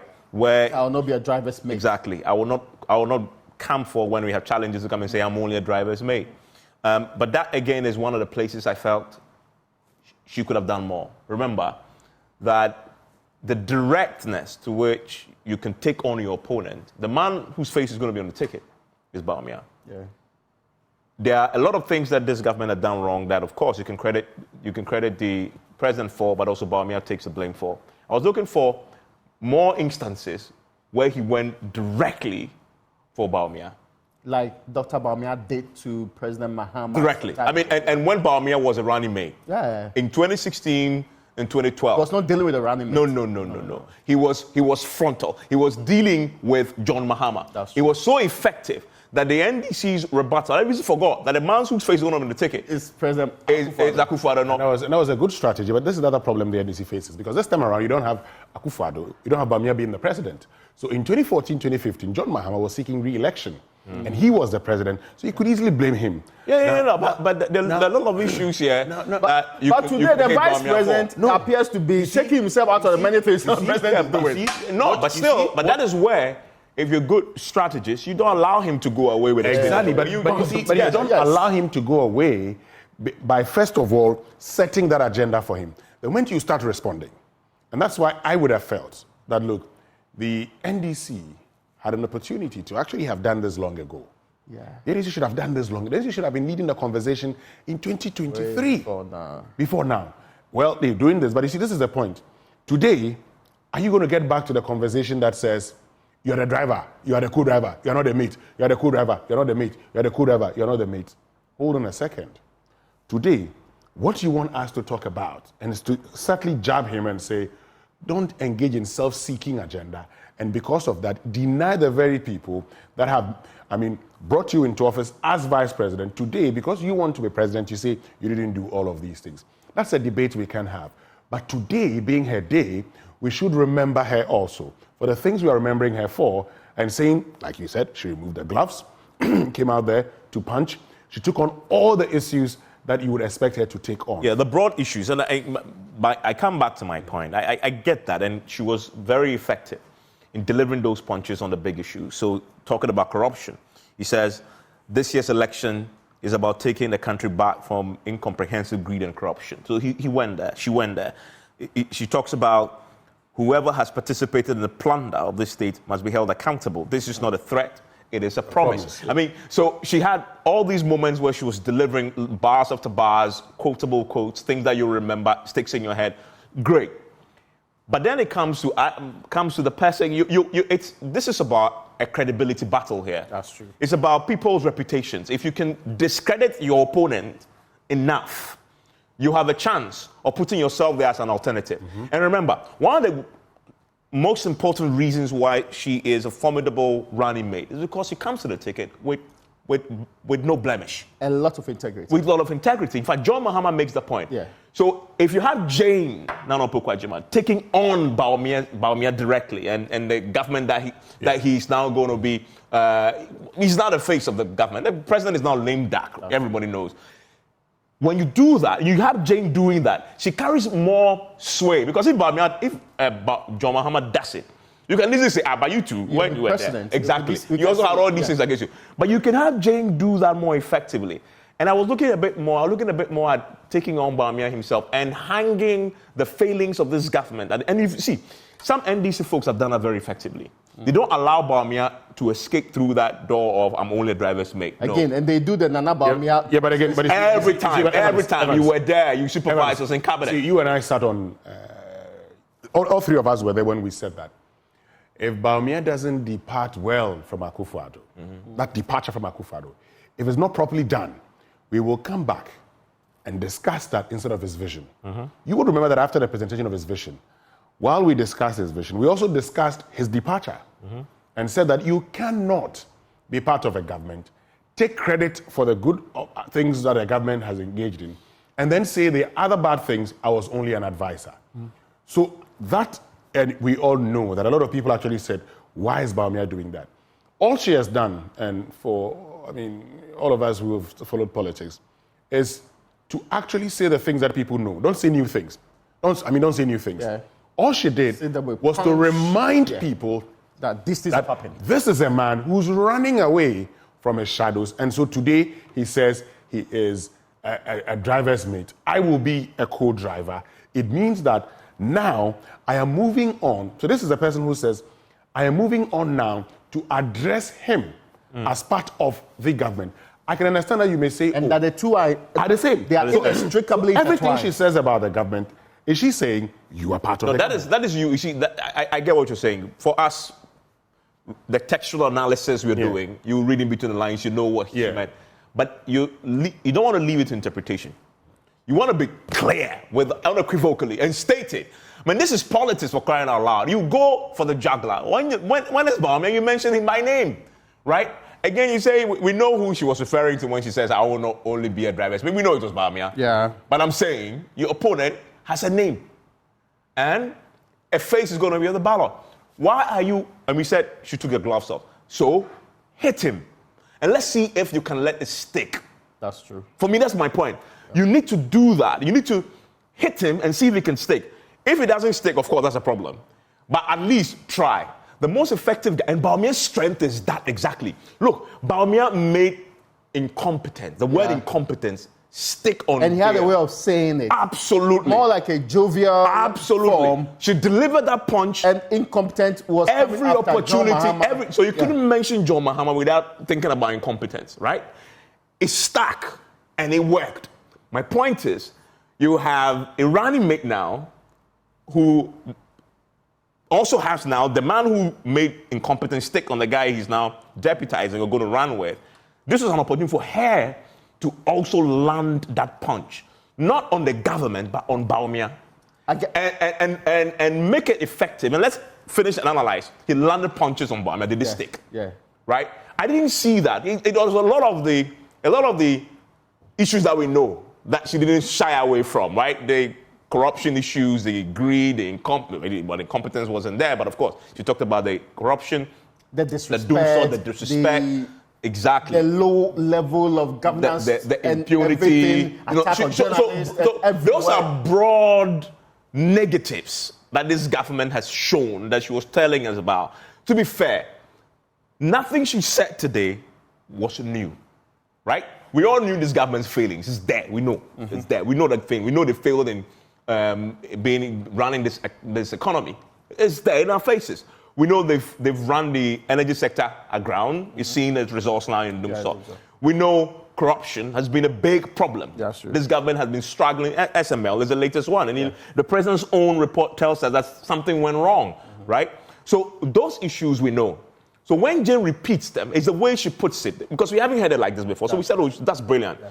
But to be fair, if we really drill down, what did she say today about those issues that we haven't heard before, right? But that's why I circle back. An opportunity now for her today was lay out these broad issues that we know already. But once you've done that, go for the individual you're going to be competing against and land the punches on him directly. And let's now assess whether you made it stick. I feel, and perhaps I'm coming from the place where I have been yearning to hear her speak like this for God knows how long. Yeah. I've been yearning to hear her deliver something that gives some hope to people that, I mean, she's reforming, she's getting into the game, she's really up to the task now, because this is not governing the country. This is running an election. This is making people think that you understand the issues and you are presenting it to them and you are confronting the issues. From what we are known of Naana Opoku-Agyemang in ties past. This is new. This is a massive improvement. True. I agree with you that we have not reached the zenith yet. We have not reached the target yet, where even given the smallest opportunity, a certain tag called incompetent Mahama administration, wherever, however, whichever section was, and you never missed it. You are so more likely to have Mahama repeat it at every opportunity he had. It reached the point, even they don't read became a consistent refrain whenever they are referring to the NDC and anything connected to that. I hope you get the point. The consistent refrain was that, but I am impressed with a certain change and shift. It means that the team is listening. They are completely shifting from a laid-back, well, she's mother of all. Her team. Yes. The team around her. Mother of all kind of thing into, I am in the politics. I am making sure that I also throw my hand in there and I'm not pulling punches. I am completely making sure I'm part of this. It will get response. And I'm hoping she will not end there. Yeah. I'm hoping that the very things you're saying, that she moves in. She will play that role. Yeah. It's always difficult to take on a woman in politics. I was coming to that. Yes, and that is it's where, always difficult. And that is where... she's in a unique, advantageous position to deliver those punches without any retribution. You made a point at the start, and that if this is a sign of things to come, and as much as I believe she could have used today to also land some direct punches, she didn't do that, yes. But if this is a sign of things to come, then the next opportunity I see her on the campaign plan. I want her now to flesh these things out a bit more, but lay it directly at the doorstep of Bawumia, and let's see if it sticks. I want to see that. Because you see, if she did that, she will force the MPP to come at her too. That's true. But when they do, it will be a trap. Yeah. Because she's a woman. There are massive limitations to it. Yeah. If you don't take it, you fall into a big trap. Yeah. You see, so she is a beautiful honey trap. Let her go hard and see if the MPP can hit her too. Of course, if you're a strategist, MPP, I would say, well, let her hit, don't attack her. Just focus on JM. Yeah. But you see, the way politicians think is she throws like punches and she begins to land some and finds one word that begins to stick, say, on Bawumia, like the way incompetence stuck on JM. The MPP will be forced to react somewhat. And that is where the trap could be. So one wrong word spoken out of 10 against the first female running mate, you incur the wrath of people beyond and over the board. I wanted to pull up the data on how many women were voting this year. 52% or more. Huge. But Evans, you see... And that population, you see, you could react on your behalf. You talked about something earlier. I'm going to address a point that Raymond was making. And so, this is it. And I don't know how the speech writing may have been done. I don't know whether, for instance, having agreed on what to say, it was given to her to put in her own words to, actually say. Because sometimes you actually want a person to also put in his or her own words, to actually say it how they would suit him or her. And so you could see a lot of, her usual self. I mean, she's moved away from the classroom now. She's gone into the political field.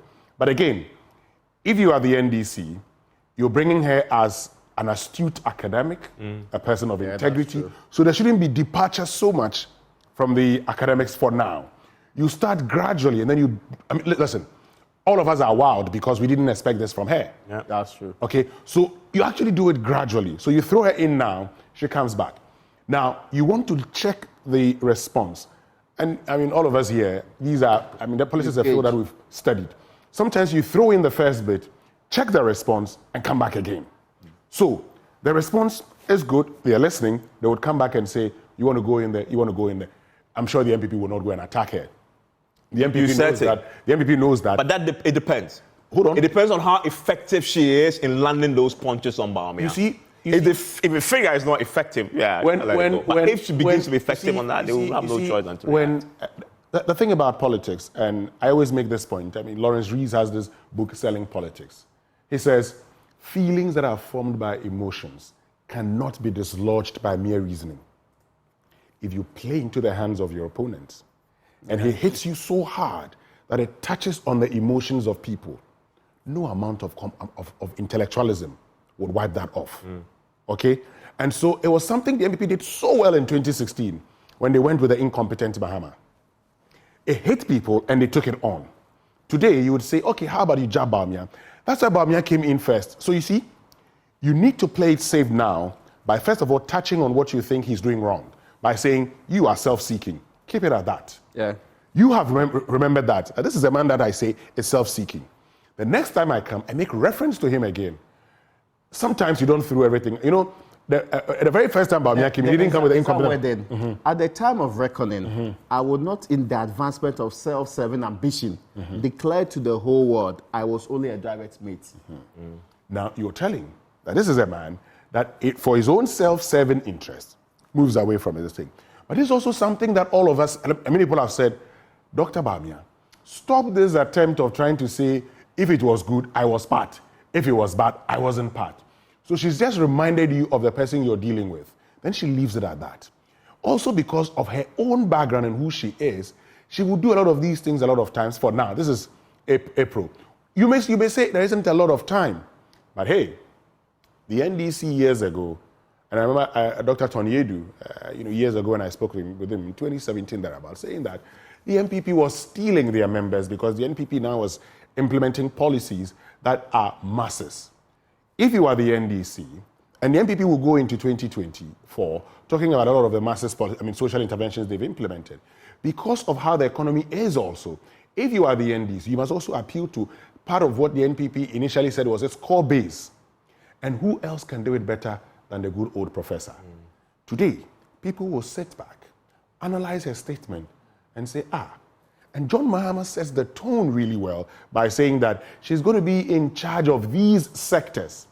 Now, you're going to be judging her based on the sectors they say she's going to be in charge of.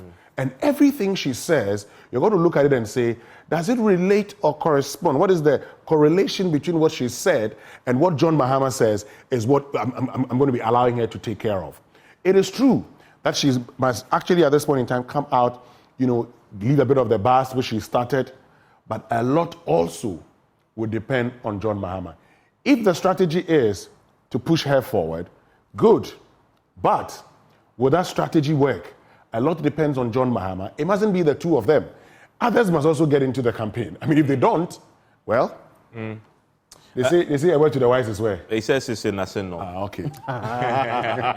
and by the way, the election headquarters is always brought to you by Petrosol, your clean fuel in full quantity, the Chartered Institute of Management Accountants, and the American Institute for Certified Public Accountants, AICPA, together as the Association of International Certified Professional Accountants and the German Ozone Medical Center, alternative therapy, dental wellness, and beauty.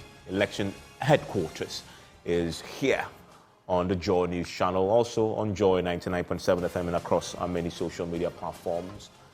So that's it for tonight. You want to join me on PM Express because we're going to be analyzing that a bit more. My guests will join me. We're going to have a man who used to serve under Professor Naana Opoku-Agyemang as a Deputy Education Minister. We'll talk to Okudeto Ablakwa. He'll be on the set with me. We'll also be doing some analysts who will join us for a conversation. You don't want to miss that at 9 p.m.